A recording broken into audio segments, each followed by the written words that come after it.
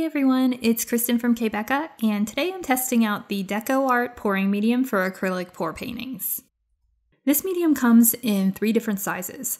There's an 8-ounce size, a 16-ounce size, which is what I have, and a 64-ounce size. It's a little bit pricier than Floetrol and more expensive than the DIY glue and water pouring medium that I've been using, but on the plus side, the DecoArt Pouring Medium already contains an additive to create cell effects, so you might not need to purchase a silicone oil or something like that separately if you use this pouring medium.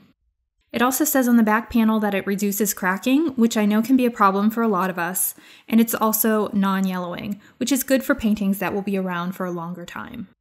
I'm going to pop up the different paint to pouring medium ratios that are suggested on the back of the jar. I'll be using craft paints, and the suggested ratio is 1:1 paint to pouring medium.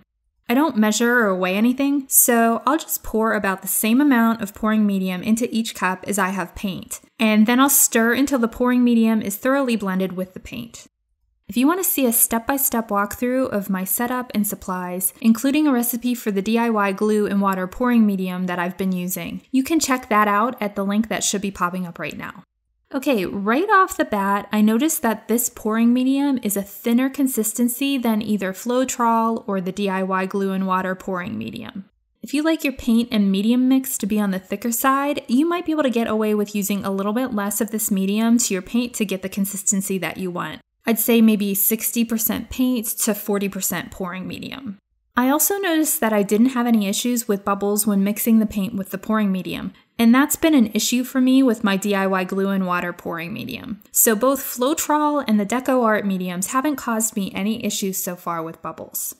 I'll be using the dirty pour flip cup technique for this painting, so after all of my paints are mixed, I'll grab a clean cup and start layering the colors into the cup. Then I'll flip the cup onto the canvas, leave it for about 10 to 15 seconds so the paint has a chance to run out of the cup onto the canvas, and after that I'll lift the cup and start tilting the canvas to get the paint moving. Right away I'm noticing some cells starting to form, and something else that I noticed is that I can actually see the results of adding multiple layers of each color into the cup before pouring versus pouring all of each color into the cup at once.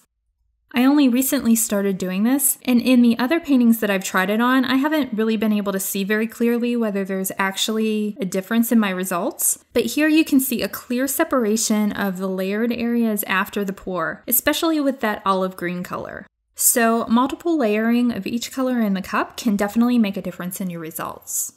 I'm loving how the top of this painting, and especially the top left area, is looking. There are some decent cells that have formed, and I really like how the colors have mixed. I also like the bolder, less textured areas of color toward the middle and bottom, which are a nice contrast to the top and top left area. I'm going to add some white paint to the bottom right area of the painting where there's no coverage, and I've started doing this more, and I'm liking the stark contrast between the negative white area and the area with the color. I think it gives the painting a little bit of breathing room, which isn't necessarily always something that I want, but I do like this look. I'll tilt the canvas around a little bit more, and after that I'm going to call this finished because I'm really liking how it's looking now.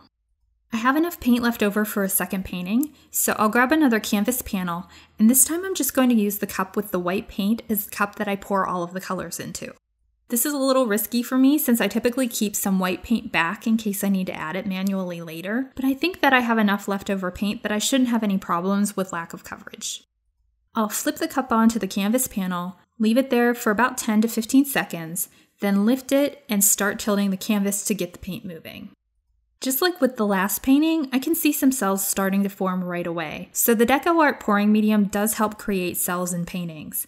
They're not huge, but they're actually about as pronounced, or a little bit more so, than the cells that I've gotten so far when I've used silicone oil as an additive. So that's a definite upside for this pouring medium.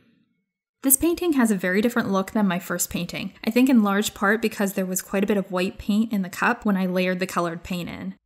The white seems to be forming an underlying layer on the whole painting, and the colors are forming larger, less textured areas that almost have a watercolory texture kind of look, and I'm really liking how this is looking.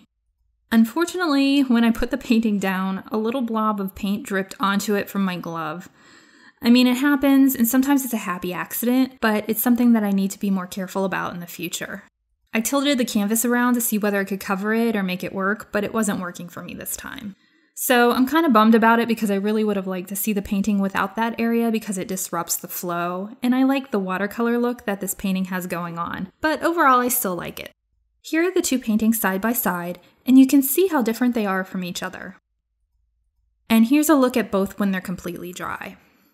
The colors look a little bit less saturated and intense when dry with the DecoArt Pouring Medium versus Floetrol and even the DIY glue and water pouring medium, but these are only my first paintings with this medium, so I want to do some more testing before I can say that this is the norm.